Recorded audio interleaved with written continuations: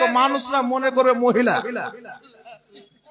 লম্বা দাড়িটির কারণে পুরুষ মনে হয়, কিন্তু এমন ভাবে ঘুমটা দেয় আজকাল মহিলারাও দেয় না।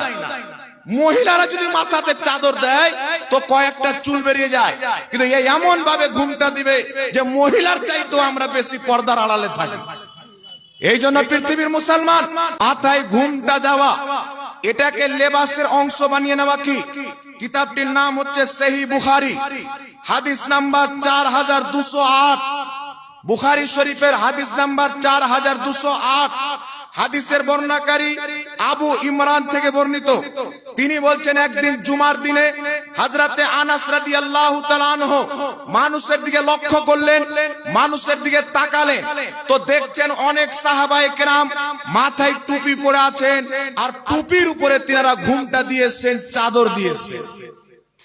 হযরতে আনাস যখন দেখলেন সাহাবায়ে কেরাম মাথার উপরে ঘুমটা দিয়েছেন, হযরতে আনাস রাদিয়াল্লাহু তাআলা আনহু বলছেন, হযরতে আনাস রাদিয়াল্লাহু তাআলা আনহু বলছেন তায়ালিসাতান ফাকালা ফাআন্নাহুমুস সাআতা ইয়াহুদু খায়বারা। হযরতে আনাস রাদিয়াল্লাহু তাআলা আনহু বলছেন যে তোমাদেরকে দেখে খায়বারের যুদ্ধে যেইগুলো ইহুদি এসেছিল তাদের মতো লাগছে, কারণ খায়বারের যুদ্ধে যত ইহুদি এসেছিল তাদের সকলের মাথার উপরে ঘুমটা ছিল। এই জন্য পৃথিবীর কোন কিতাবে কিয়ামতের সকাল পর্যন্ত কেউ দেখাতে পারে না যে আমাদের নবীর লেবাসের মধ্যে মাথায় ঘুমটা দেওয়া কোন লেবাস ছিল। হ্যাঁ, আমার নবী ঘাড়ে চাদর ঝুলিয়েছে, আমার নবী জুব্বা পরেছে। বুখারী শরীফের মধ্যে হাদিস, আল্লাহর নবী টুপি পরেছেন, টুপির উপরে পাগড়ি পরেছে।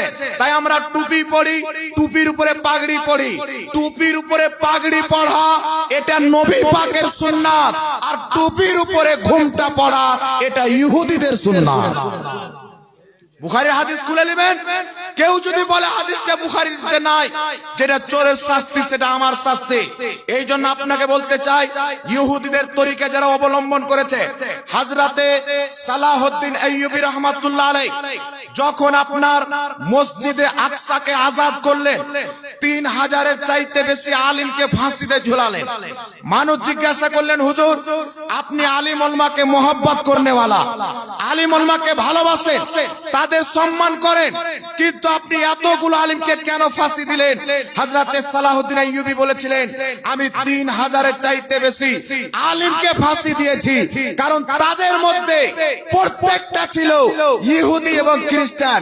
তারা কোরআন হাদিস পড়ে মৌলবি সেজে মুসলমানের সামনে বেরিয়ে কোরআন হাদিসের অপব্যাখ্যা করে মুসলমানকে লড়াই এবং তাদের আকীদাকে নষ্ট করে মুসলমান।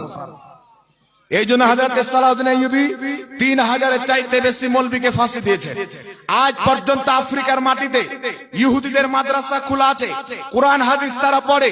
এই জন্য বাংলাদেশের মাটিতে আমার মোবাইলে ভিডিও আছে, পেপার আছে, বাংলাদেশের মাটিতে 17 বছর ইমামতি করার পর ধরা পড়ছে যে লোকটা মুসলমান নয়, খ্রিস্টান। পাকিস্তানের মাটিতে 12 বছর করাচিতে ইমামতি করার পর, 12 বছর করাচি মসজিদে আপনার বুখারী পড়ানোর পর যখন তাকে কোনো ভাবে ধরা পড়ে যায়, তার চেক যখন করে, তদন্ত যখন করে, ওই ব্যক্তি মুসলমান নয়, ইহুদি বের হয়। তাকে যখন ধরে সে বলতে চায় আফ্রিকার মাটিতে জঙ্গলের মধ্যে আমাদের মাদ্রাসা তৈরি করা আছে মাটির ভিতরে, সেই মাদ্রাসায় কোরআন এবং হাদিসের আমাদেরকে জ্ঞান দেওয়া হয়, শিক্ষা দেওয়া হয়।